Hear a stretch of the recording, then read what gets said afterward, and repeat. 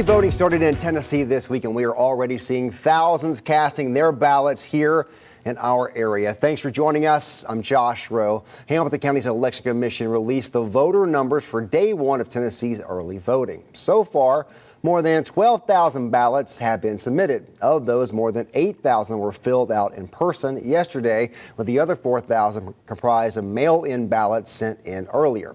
Fox Chattanooga's Maggie Weaver spoke to some of those voters trying to beat the election day rush. My daughter is due right around the date of the election, and as I said, it's important to vote, so I was going to make sure. Deidre Nida and her mother Sharon Holland praised the convenience and flexibility of voting early in Hamilton County. Holland says they drove by the Hickson location to see how long the line was compared to 2020. I waited an hour and a half at the one right off of Amnicola Highway. But today, she was pleasantly surprised. If you have that advantage of being able to come at a different time during the day, you might just be a step in, step out. Deidre says back in 2020, she waited about an hour to vote here at the Hickson Community Center, with the line winding well out the door.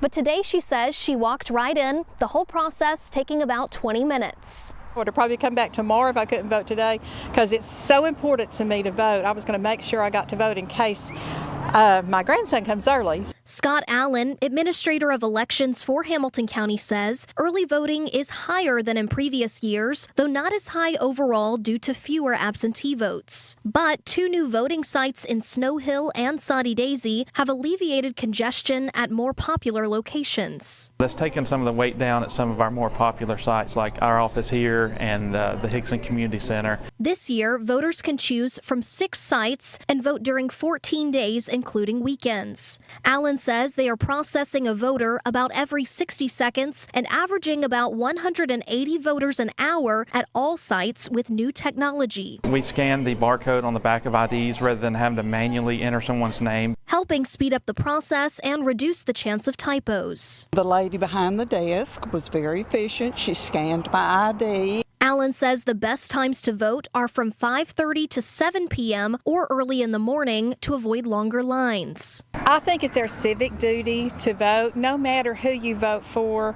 We have had a lot of people that have risked their life and lost their life to give us the right to vote. In Chattanooga, Maggie Weaver, Fox Chattanooga.